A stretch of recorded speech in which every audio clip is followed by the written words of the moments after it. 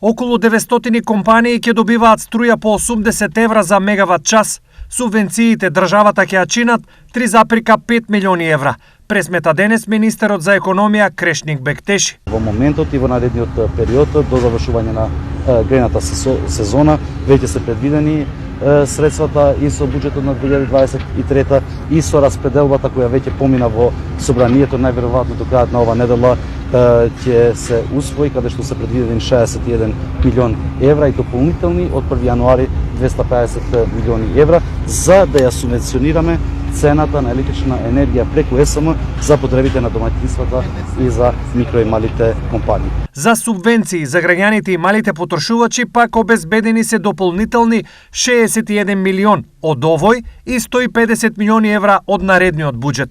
Целата потрошувачка, ако ја земеме просечна од претходните години, од 1 декември до крајот на април и кога завршува кризната состојба, за сите овие компании нема да биде над 33 гигават часови.